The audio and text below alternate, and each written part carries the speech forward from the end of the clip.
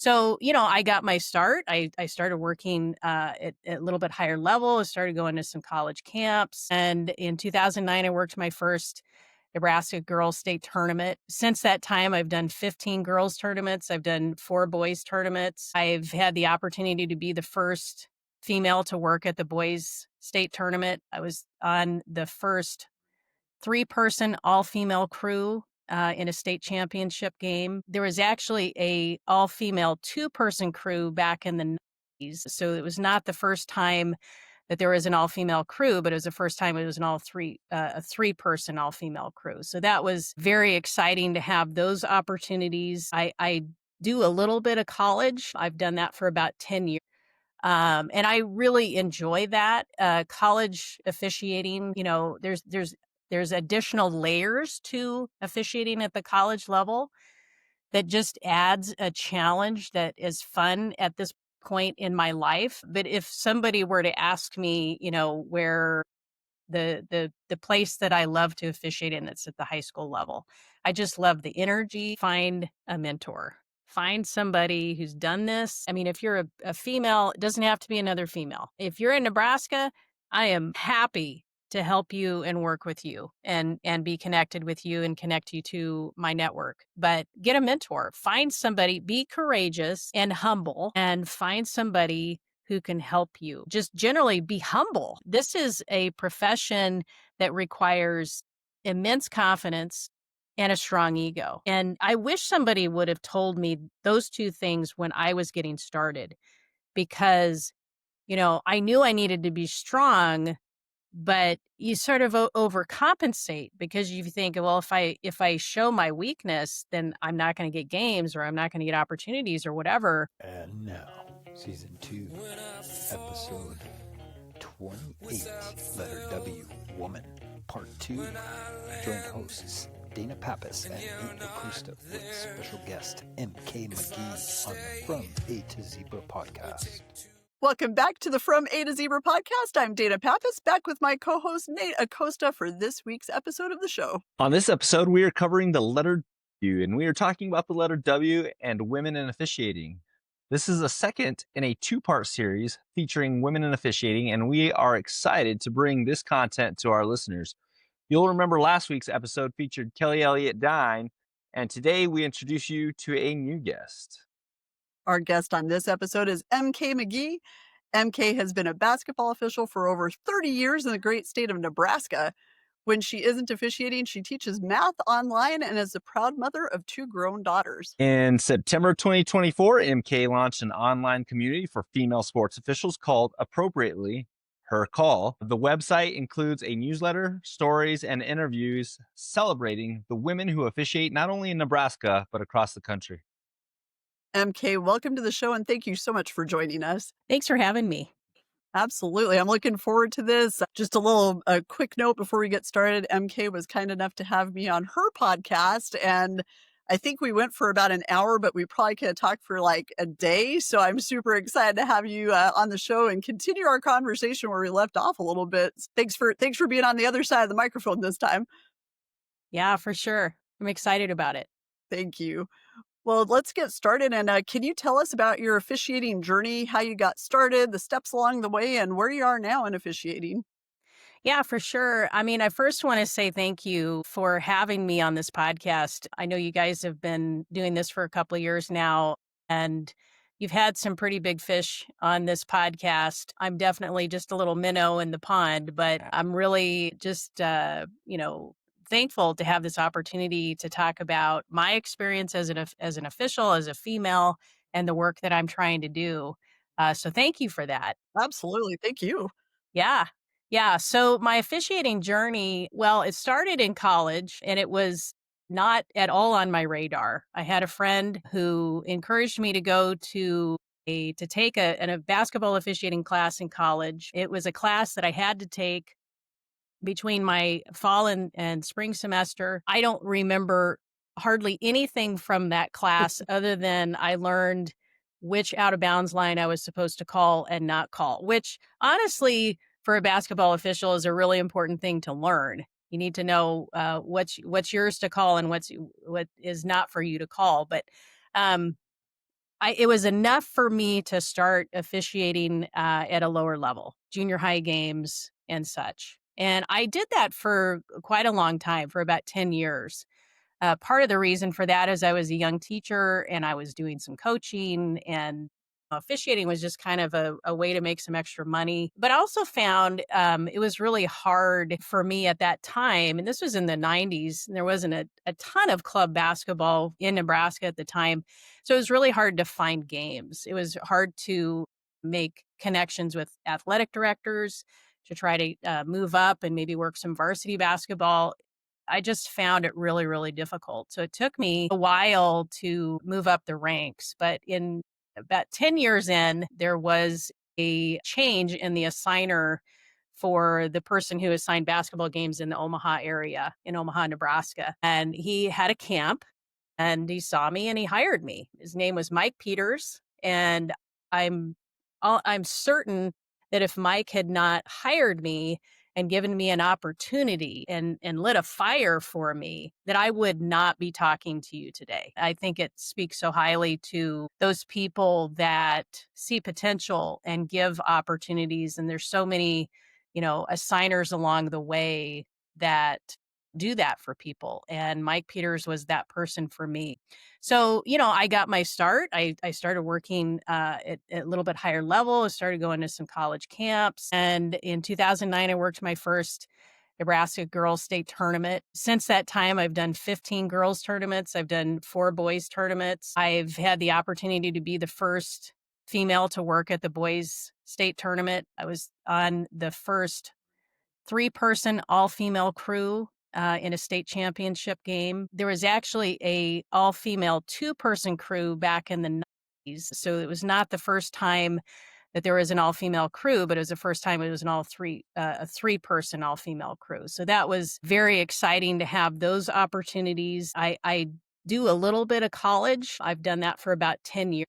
And I really enjoy that. College officiating, there's additional layers to officiating at the college level that just adds a challenge that is fun at this point in my life. But if somebody were to ask me, where the place that I love to officiate in, it's at the high school level. I just love the energy. I love the relationships. I've been around forever. I know these coaches and I've been around long enough that I feel like I can have an influence in my area. And so where am I now in officiating? I'm 30 years in and I'm still going, trying to keep the knees healthy and the hip flexors healthy. We're going to get started here in about a month. I'm excited. It's wonderful. It's really cool that you talked about how high school really is kind of where your heart is, because I've been officiating Division 1 basketball. I'll be going into my 15th season and 17th season of Division 2. But I mean, if I can still get out on a high school basketball court, I will. And I try to multiple times throughout the season, because really that is the purest form of officiating. You're working with newer officials all the time. You're, the student athletes. Just it's a different ball game. And don't get me wrong, I love officiating at the levels that I officiate. But there's just something super pure about high school basketball. So it's really cool to hear that others think the same. Yeah. So. Yeah. I was talking to somebody the other day about it, about how, you know, um, if I go to, say, an NAI level women's basketball game or, a JUCO game, there's really not a lot of people in the stands, which is unfortunate, but generally the crowd there is going to be the parents. But at the high school level, you still have the band and you still have not only the parents, but you have the student section, and there's just so much energy. And to have the opportunity to be an integral part to that game that is, part of the development of so many of these athletes that maybe you see at the Division 1 level is just special. That is cool. It's funny. I'm listening to you talk, and when Nate and I worked together in the New Mexico office, he had kind of stepped back a little bit from high school varsity, and he would get so pumped up when he would go work at, a junior high game so he could do some mentoring, and he'd come and tell me about it the next day, and he'd be like, "Yep, I just want middle school and like C team games." And he would go and have just a blast because it gave him the opportunity to teach as well. And then it was always cool for me to hear from some of the newer officials that were working with him about how good he was in that role. And it was just, there's a reward in that as well. And I think that sometimes as MK, as you progress through your career, you find rewards in some other things. Like you've called the championships, you've done those things and they're important. And I'm not saying you don't want to do those ever again, but you find other ways that now you're paying it forward and you're seeing other people who are growing under your tutelage. And I just think that that's such a cool evolution of the officiating life cycle. I just enjoyed hearing both of you talk about that. So thanks for sharing those stories and perspectives. Hey, so as we mentioned, educator. So we've also had a number of educators on the show this season and our past season. Um, what are some of the similarities from your perspective between teaching and officiating? Well, the listener may not know, but you did give me the questions before the podcast, and so I've had a chance to kind of think about that a little bit, and I kept coming back to the fact that I couldn't find for myself necessarily a correlation.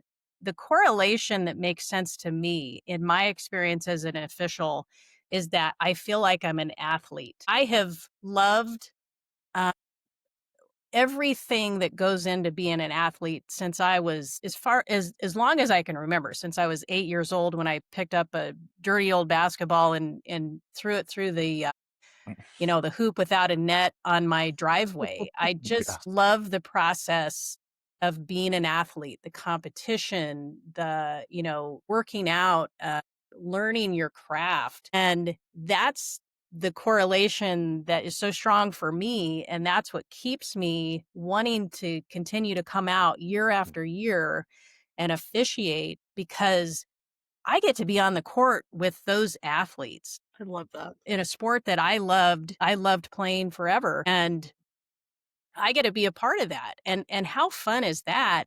But I also get to scratch that itch of I train for something. I have to master plays. I have to master mechanics, that you have to know in a split second. I have to make sure I understand rules that are just mind-boggling sometimes. So that's the piece that's the correlation that came to mind when you asked that question.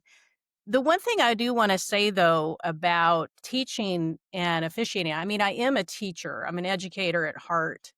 And I think that the thing I want to say is that we need to continue to find creative ways to help people learn how to officiate. When I started, I had rule books and that's all I had. It's not to say that there weren't people that maybe could have been available to me to help me, but all I had was a rule book. And it was like reading Greek, it was just so hard to learn the game just using rule books. We're lucky today because we have YouTube videos and we have study groups and things like that. We have Zoom, you can get on a Zoom call with people and you can dissect plays and share plays. It's so easy with all the technology, which is awesome. It's made it so much better. But we need to continue to work on making officiating so much more accessible because opening up a rule book, I mean, it's important to have your nose in a rule book, but I'm just telling you, it's not a very effective way to learn the game. Awesome response, both of it. I loved your approach as an athlete and then thinking about the making it accessible, making, using the technology that we have because you're right. I mean, I remember when I first started in this world, it was still the transparencies on a projector and, you know, that's not effective either. There's probably listeners that are like, what are transparencies in a projector? But it existed, trust me. We talk all the time in the office about we have our slide decks, which we need to convey messages about rules changes, but how do you animate those? How do you have video that goes along with them? Because people are they learn differently now. They absorb material differently now. So being able Yeah. to stay current with that and making sure that we're equipping officials with that at all levels, because that, the game's evolving, so officiating has to continue to evolve. And I think that the teaching of officiating, just it has to stay on point, or else we're going to lose people, that especially the next generation of officials, because then we have that fine line of, there's some of the more veteran officials who still learn in the way that they learned 20 years ago, and that's okay too. So we want to make sure we don't forget anybody in that whole process of how we get information to the officials community. Yeah, and I think that Nate, you could probably speak to this even more than I could, with you being a Division One official. But the scrutiny today, Mm. at your level, but even at my level, Even at the high school level. somebody Absolutely. at the high school level, it's so easy to get video of these games and for people to scrutinize that. And so, there is a need to be as good at our craft as we possibly can. And I think that scrutiny is, sometimes it's not the best motivator, because people are probably being a little too harsh, but it illustrates the need for us to just continue to grow and learn. Well, and evolving into that, right? I mean, because with that scrutiny comes a tool that we all have found necessary, and that's video. Right. And the video doesn't lie. And so if we're making a TikTok video because we missed a call, I can tell you that I'm going to get better from that missed call, whether I was scrutinized or it went viral. And so there is the plus and the negative. I mean, there are the positives to that if you choose to take the positives, because it's easy to fall in that fall into that rabbit hole of, oh well, man, I just went viral over a missed call. Well, how about this? How about you just improve on that play and use the tool that you were Right. given, and we don't miss it again, and we're good. So Yeah, it's yeah, good stuff. I totally agree. I totally agree. It's a great learning opportunity, but when those kinds of things happen, what's also helpful is to have a network that you can connect with, especially if something goes viral and you're like, "Oh my gosh, I can't believe that happened. That was terrible. I Yeah, feel so bad about that missed call, or whatever it was that I did on that play that I just want to have back so bad." So yes, that scrutiny is good in terms of learning, but it also illustrates the need to just stay connected with other people so you can process those things. love So it. true. So true. Yeah. So we're going to jump back into the women in officiating. So I was fortunate enough to get introduced to you back in October of 2024. I can't believe it's almost been a year already. Nebraska Director of Officials Nate Newhouse connected us. He had told me about the great work that you were doing, and then we were able to connect shortly thereafter. So I was immediately on board with what you were doing. I was excited about it. So tell our audience, tell everybody listening, wherever they are, about Her Call. What is it? How did it come to be? Where do people find it? And how's it going? I know that was So 12 questions in one, but you're on. so people can learn about Her Call by going to hercall.substack.com. And if they go to that website and enter their email address, they'll become a subscriber. They'll see the little tagline that says it's a community for female sports officials. And that was the intent, was to try to develop a community. But what the greater intent is to bring awareness to the fact that there is a gap between the number of male officials, male Mhm. sports officials, and female sports officials. Now, I've known this for a long time, being a basketball official in Nebraska. I've known these numbers because, for a period of time, I was either one of maybe two or three officials working at the varsity level. I can remember one year, I think I was the only one. So, I was very keen to find other females that were, doing this hobby as well. So I was aware of the numbers. And those numbers have stayed steady at about 5% of women. 5% of the basketball officials in Nebraska are registered with the NSAA. And so that's just such a low number, But when I met with Nate Newhouse, who you mentioned, he shared some data with me, and I was able to see that across the board, that number is a little bit higher. It's actually 15% in Nebraska. 15% of the officiating population is female. So what that means in raw numbers is that out of about 3,000 officials, 500 are females, right? So there's just a significant gap. Now, here's why I think that is a problem. Here's why I think it's a red flag. Because in athletics, in high school athletics, the number of girls that compete compared to the number of boys that compete is relatively 50-50. You would know those numbers better than me, Dana, but there's parity, right? There is. However, in athletic leadership, there's still a gap Huge. in the number of female officials, in the number of female coaches, in the number of female athletic directors and female trainers, all of those positions of leadership in athletics. So why is there parity with the athletes, but there's not parity with the leadership?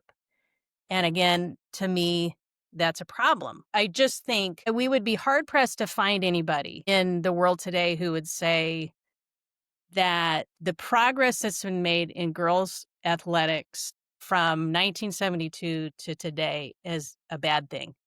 I mean, I have two daughters who are athletes, and my youngest daughter is no longer an athlete, but my oldest one is a softball player in college. And she would tell you, and I can tell you, that her experience as an athlete has shaped her in such a positive way. It's been such a huge part of her life, such a hugely positive part of her life. And so the fact that so many women or so many girls are participating is wonderful.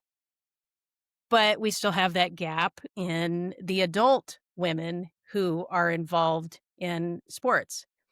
And so my goal is to bring awareness to one aspect of that leadership puzzle, which is the female officials. And I do that on her call by just, trying to draw awareness to the issue, number one. But I also tell stories about female officials in Nebraska that are doing all the different sports that are sanctioned in Nebraska by providing resources for them, providing examples of people that have been successful, and hoping that that would just put it on the consciousness of people to go, oh my gosh, I didn't even think about this. And so that's kind of the base goal of it. How did it get started? Probably 10 years ago, there was an influx of female basketball officials in Nebraska. And that was exciting for me. And because I had officiated for so long, I saw an opportunity to try to keep them in the game, right? It was exciting. I had female colleagues. And so I wanted to provide some leadership with that. And so I've been kind of working on that since that time. I also, 5 years ago, I started developing a writing hobby. I went to my local community college and took 4 or 5 creative writing classes. And I wanted to find a way to combine my passion and my experience with officiating with this new hobby that I wanted to develop. And about 18 months ago, I opened up a Substack account with the intention of doing something along those lines. And I sat on it for about 6 months. I marinated on it. And then I was like, you know what? I need to do something with this. And so I had the conversation with Nate Newhouse. He shared data with me. I initially thought I would make this platform dedicated to female basketball officials. But after talking to Nate, I was like, nope, this needs to be about the female sports official. And we need to bring awareness to all the sports that need female sports official representation. So I had conversations with a number of people, friends, family, other officials, other women, people that weren't officials. And all of them were like, this is a great idea. I think you should do it. And I was so motivated because I could not find anything else like it out there on the internet. Searched, did a little It's not there. Google research, and it was just, there was nothing there. And I thought, what an opportunity to start a platform about this issue that I care about so much. So I launched it last year, September 9th, 2024, launched my first story, started getting subscribers, and I'm still going today. I told lots of stories last year. I started the podcast in January, had you as a guest early on, which was wonderful. Shared newsletters and little tidbits and little stories. A couple of months ago, I had a wrestling official. She wrote something up and I That was shared her awesome. work. And it was just so cool. It Oh was my really gosh, I good. was so excited. Yeah, I was so excited about that. Because I just so want to platform these women. Um, so so that's what's happened over this past year. Again, hercall.substack.com. So if you're interested after hearing me talk about it, go and check it out and subscribe and look through all the content. But you asked how it's going. I think it's going great. I have steadily increased my subscribers. And that's how Substack works. You just gain subscribers by people, sharing their email address with you, and then they get updates in their email inbox. And I I think I've only lost 5 subscribers over that period of time. That's I rare. have been a subscriber to multiple Substacks. It is so easy to unsubscribe. And I shouldn't say that because I don't want people to go out and unsubscribe from my Substack. But to me, that is a measure of success that people are continuing to want to get that content. And that's exciting for me. So, And it's yeah. it's good stuff. There have been some great articles I've enjoyed ever since we connected. I've looked at all of them, and there's just such good stories and information and, a lot of inspiration, really. It's been great. I know Nate's gonna subscribe now, so if he hasn't already. You know, Up on board, Nate. Thank you. absolutely. But, and Dana and I talk about, it, especially with our podcast, right? I think it's easy for us to sometimes, when we're trying to do something different and we're trying to advocate for a group of individuals, in your case, female officials, in our case, officials, it's easy to look at those numbers and those subscribers and notice that maybe that uptick isn't as fast as we want it to go, or, you know, and so really ultimately, I've told Dana, and I think Dana and I have had this conversation. If we have one listener a week and we're able to impact one listener a week, with whatever we have, I think, all of us that are advocating for what we believe in, especially in the officiating world, we're doing good work. And I'm happy to know that, you are enjoying where you're at right now. So. Yeah. Yeah. I mean, that's so well said, Nate. I think that what I've learned over this year is that, the key to making something like this successful, whether it be your podcast or my platform or anything creative like this, is that you have to be consistent, you have to provide value, and you have to be generous with people. And if you just consistently do those things and do it, um, do it well, and just continue to, like in your case, find great people to interview, it's going to steadily grow. And I think that people are going to look at, they just keep going and they just keep going and they just keep going and they're sticking around and they're doing good work. And eventually you're going to touch somebody. So yeah, totally agree.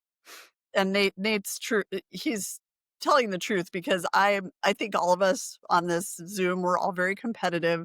So I'm like, why don't we have 1 million followers yet? So I'm wanting growth faster than it's going to happen because I'm like, we're not actually doing a lot of marketing.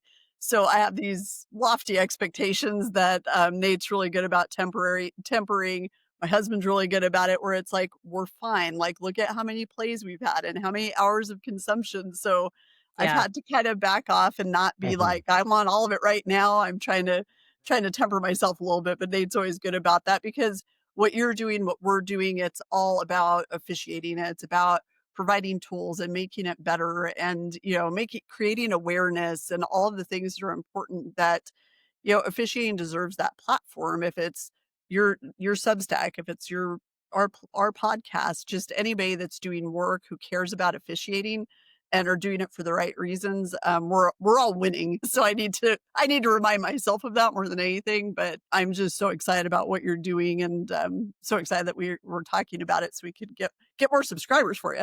Well, Yeah, and yeah, thank you. and I'm about to subscribe, but from what I've been told is you have a ton of information on her call, and as you have put together the stories and you've listened to the interviews, what are you seeing as a common theme from the women who are subjects of your content? Yeah, I have a lot of conversations, especially with the female officials that have children. We have that conversation about how you balance being an official and being a mom. Like I said, I've been in this business for 30 years. I've been around a lot of male colleagues, and I love my male colleagues. But not one time have I had a conversation about balancing family life and officiating.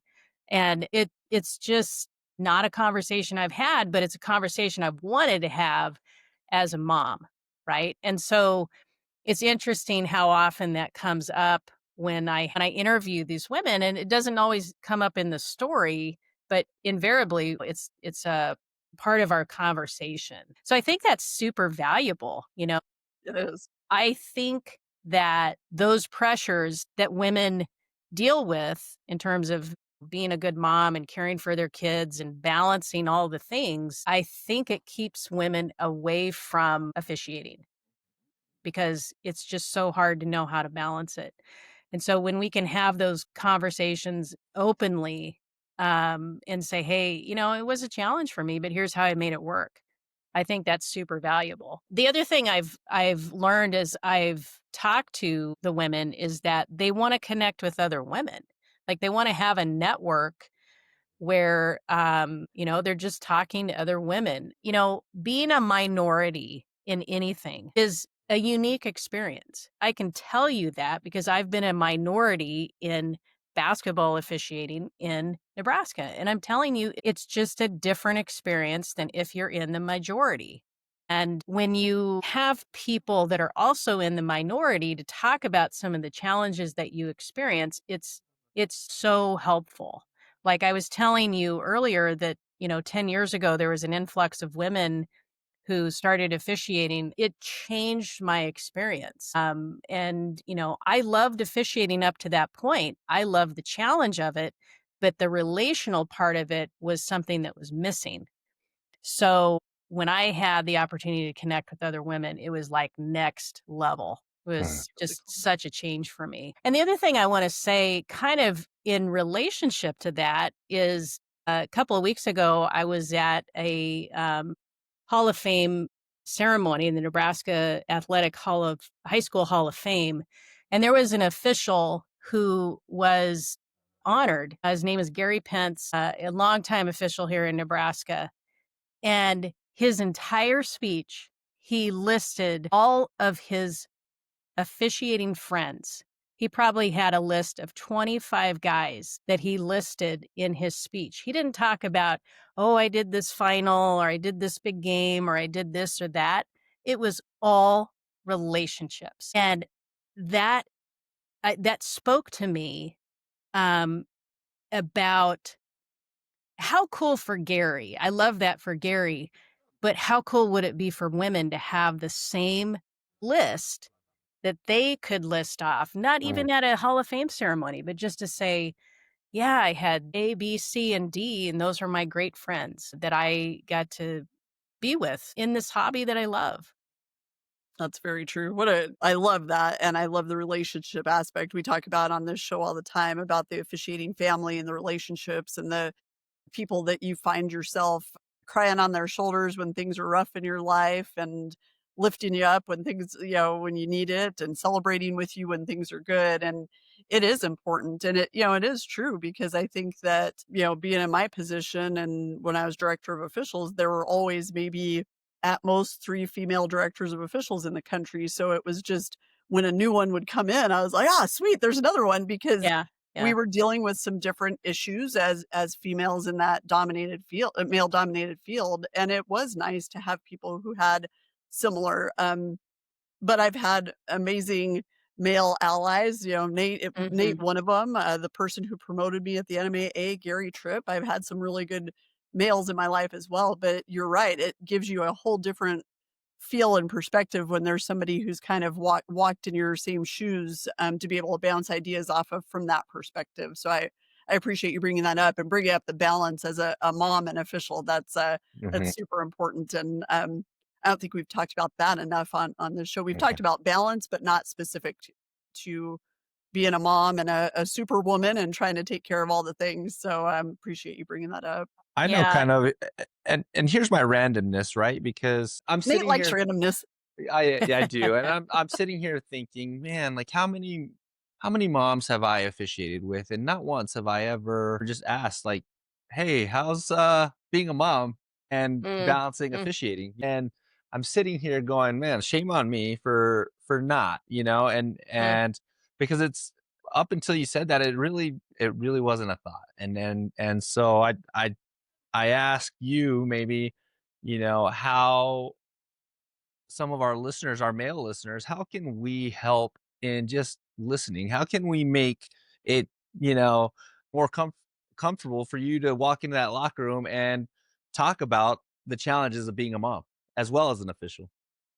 Yeah, well, I mean, I think, you have to have a relationship and sort of, create a safe space, and sometimes that's hard to do when you're, in a pregame in a locker room and that sort of thing, that maybe that conversation won't come up, but after time, when you develop that relationship with somebody, I mean, those are just the things that, like, you just wanna talk about with your friends, right? Yeah. You just wanna talk about your kids, and you wanna be able to say, "Yeah, I had a hard time finding somebody to watch my kids, and, so I'm a little harried right now, so, bear with me for a second while I gather my thoughts," or whatever. I think it's just, being open to those Yeah. kinds of conversations and maybe being intentional about asking about those kinds of things. Like you said, creating that safe space, like, be 100%, yeah, that and that's super just, important. right, right. I mean, just being intentional about just asking about the Mhm. family. Yeah. Yeah. Great. Glad you Thank you. asked that, Nate. Yeah. I think he just put another tool in his toolbox for this season. Well, I mean, I'm always trying to, I mean, just like anything, we're trying to get better. And if that's one thing that I think that we all, as male or female, or, like we just have to understand each other and understand people. And so anything I can do, and I challenge our listeners to do the same, right? Just anything you can do to just improve, whether it's off the court or on the court or playing surface, so it just like, I mean, light bulbs went off. So that was just a light Yeah, bulb moment. good. I love it. Awesome. That's great. I love it. So, MK, what kind of feedback have you been receiving about her call from both female and male officials? Well, I'll tell you, when you talk about male allies, I think that's been the most notable feedback. For example, last week I interviewed Ron Higdon, who is on staff with the NSAA, and he supervises wrestling, softball, and I don't think he does soccer. He used to do soccer, but so we had a great conversation and posted that last week. And then a gentleman by the name of Todd Parr, who is a wrestling evaluator in Nebraska, he emailed me, and I hope it's okay for me to call out Todd because this is a good story. But Absolutely. yeah, but he emailed me and he tagged a bunch of other wrestling officials in the email. He said, "You guys need to listen to this. This is a great podcast of Ron, who is our supervisor for wrestling." And it's been one of the higher viewed posts on my website. That is really cool. So, and I didn't ask him to do that. I had no conversation with him. He took it upon himself to promote my work. I love that. That is phenomenal. Uh, we have a summit, official summit in Nebraska that's sponsored by the NSAA and the NHSOA, the Nebraska High School Officials Association, in August. And another example, I was having a conversation about just something minor. It was actually in the wrestling room. And Ron Higdon, who was leading that session, he says to the group, he says, "Hey, by the way, you should check out MK's platform, Her Call." I didn't ask him to do that. He just did it on his own accord. So I guess my point is that when you have, it's one thing to have the women promote the work, but we're in it. We're the subject of this. But when you have the males who are in the majority and they're getting on board and they're promoting it and they're saying, hey, this is something to pay attention to, like, that's a big deal. It That's a is. big deal. It's huge. Yeah. And not surprising with Ron. He's a good guy. Ron's Great guy. great guy, great administrator. I'm so glad to hear Yeah. that. And his interview was great. So I'm glad to hear that you're getting that support as well, because it is important, and it's nice to have those people in our corner who are supporting our work and who see value in it. Because when, especially those moments where maybe we're having a little bit of doubt about, am I doing this right? Am I doing it well? To have people going, you need to check this out. Like, having fans is a good thing. Yeah, it totally is. One thing I will say kind of along those same lines is I've over the years, and this especially happened again when there was kind of an influx of female basketball officials in Nebraska. And they started to see some of the differing treatment between the males and the females. It wasn't, horrible, but it was kind of obvious. Like, there was some discrepancies and so on. And I can remember having conversations with them, and they're so frustrated. And I understand it. I understand their frustration. But my message to them and this would be a message to any female out there that might be in a situation where, I don't feel like I'm being treated the same way as the guys or something. The worst thing you can do is you be frustrated and take your ball and go home. Worst thing you can do. The best thing that you can do is stay in the game, be positive, develop relationships with those people who are, making the decisions, or build relationships with those people that you're in the locker room with who are mostly males, and get them on board with the cause. Be a good example, and be a positive example. And I think that's the way that you gain credibility, and that you get them on board with you. For sure. Well, I love it. I mean, you've talked about some of the challenges that you've already, you've had to face, but in your 30 years, what's maybe one of the biggest challenges of being a female official? I kind of changing up question a little bit because you've answered a few of those, but to you, like, what has been your biggest challenge? I'm feeling like I'm on par with the males, 100%. I was talking to another female basketball official last week, and I won't say who this person was, but she is a big time official, like, big time. And she was telling me her story and how she got started in officiating, which is typical. People start at the club level, and then they go to the high school level and so on. And she was saying that when she started the high school level, it was explicit that she would not have the opportunity to work boys' games. Like, I mean, she was just like, I knew it. I knew that was not going to be an opportunity. And what happens is that, and I've seen this over time, is that when it's that explicit, what happens is we lose women from the high school game. Yep.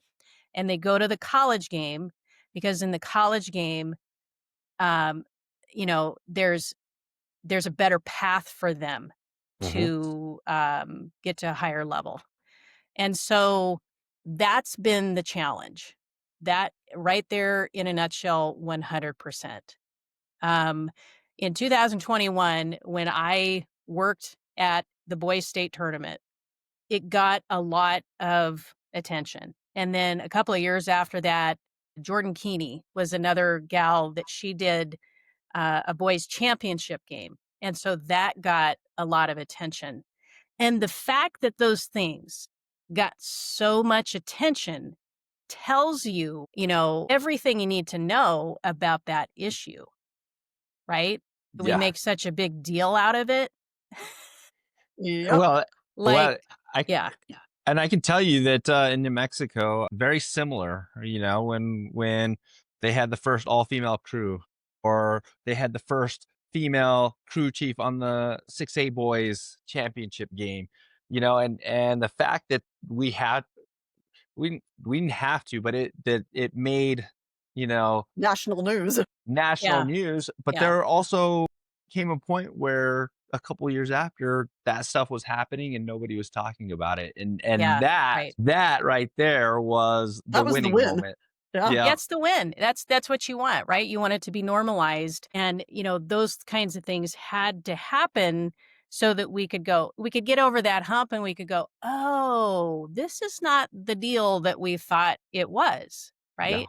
And I'm grateful for that. I am so grateful to have experienced the gamut of that, to understand what it was like 20 years ago, 25 years ago, to know that I had half the opportunities that the males did at the high mhm, school level, period. I knew it and it drove me crazy, you know, but I stayed with it and I've been able to see that progress and that change is just phenomenal. And, you're right. It is so much better than it was. yeah, And So that it's fun to be a part of that. that's something Nate and I always talked about was it's always been a girls softball game and there's 3 male umpires and nobody says anything.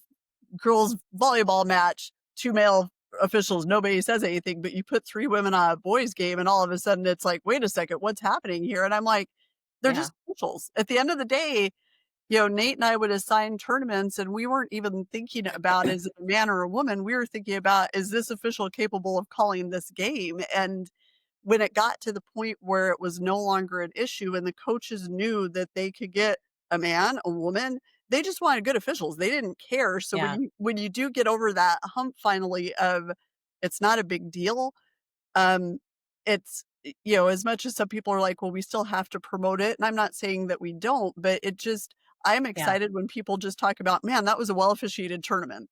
And yeah. it's not all Sure. about there was a female on the crew or whatever, so yeah, and Yeah. MK, you and we've been at about the same lengths.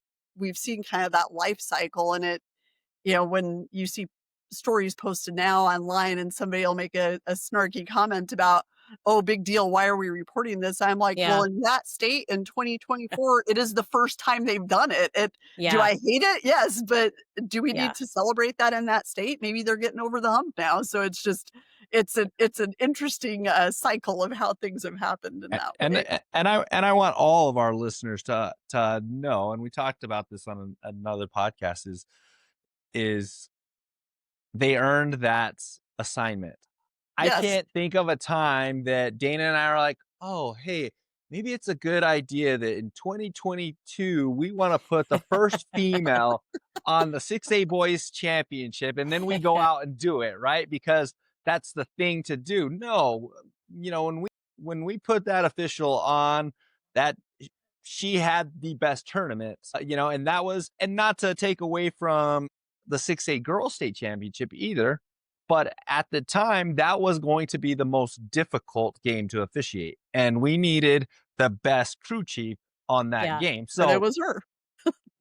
boys or girls state championship, had it been flip-flopped in the 6A girls state championship, so if that had been the most difficult game in that tournament, well, then our best official, which would have been her, would have been on that game. Yeah. Yeah. But that's Yeah. the thing. They earn the assignment just like a male would. It's no different. It's still Right, right. refereeing. There's so much to be said for, a willingness for people to assign that way, is a huge deal because I think, 10 years ago, I think it was probably a risk.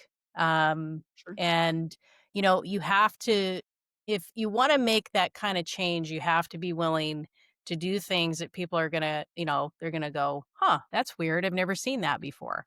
Right? And So, then they yeah, get I mean, over it. yeah, Yeah. that's right, and that's the whole idea, you just kinda struggle through it, and we get to a place where it's normal. And then the game's over and they go, "Man, that was I even didn't even Yeah, notice." Like, it was fine. So Yeah. it's strange. yeah, exactly.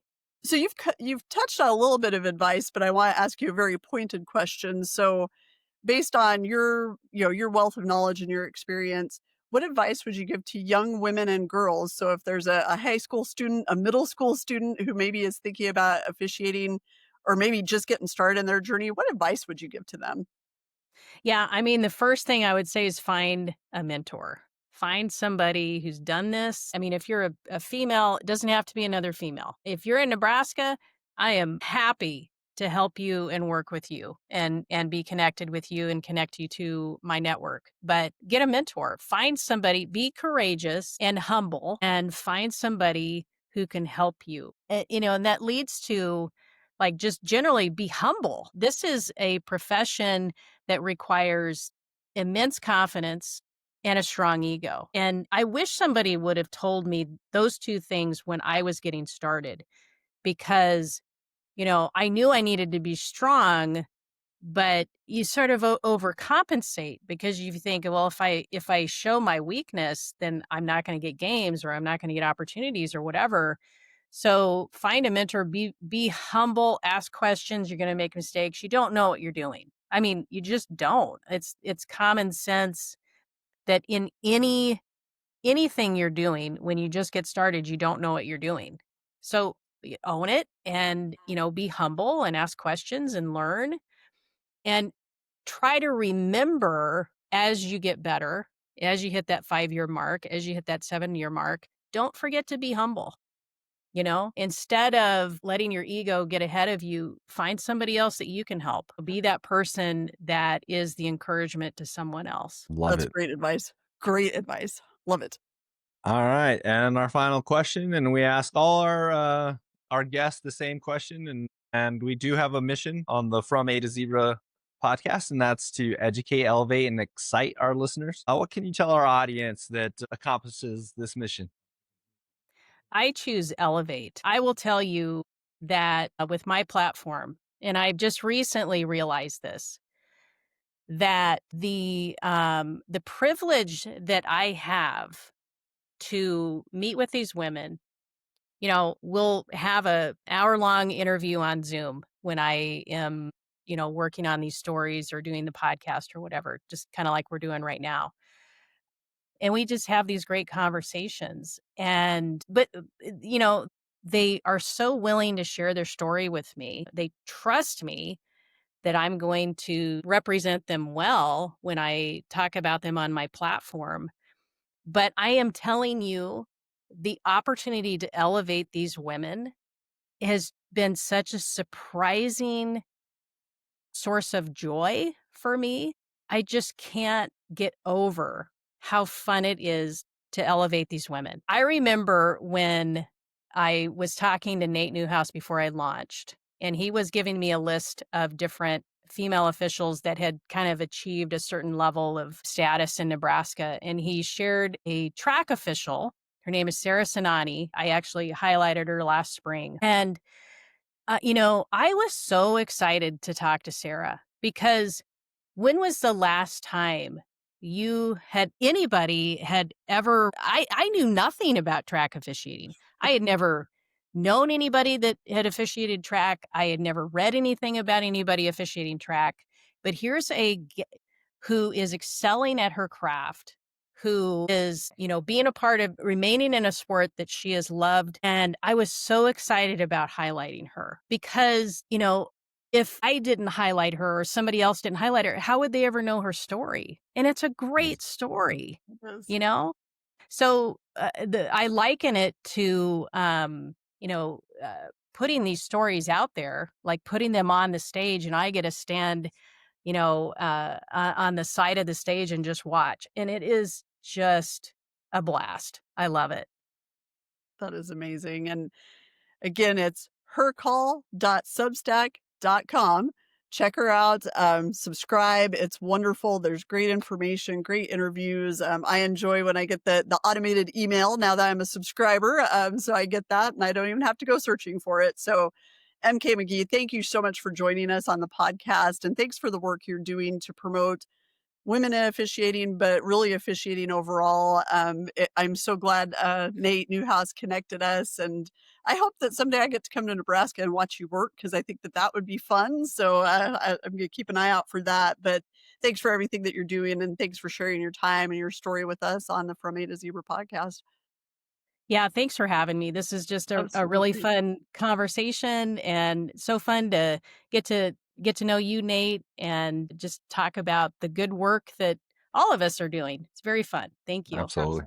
Hey, thank you. And then if I'm at Omaha, Nebraska, because I do referee in the summit, I'll make sure to reach out and maybe I can catch a high school game as well. Yeah, sounds great. Awesome. All right. And to our listeners, thank you for joining us on the From A to Zebra podcast. Don't forget to check us out on Facebook, Instagram, and X for more information about the show. See you next time. Be sure to hit that like button, follow, subscribe, and also catch From A to Zebra on Instagram at from_A_2_zebra, Facebook From A to Zebra podcast, and on X at From A to Zebra.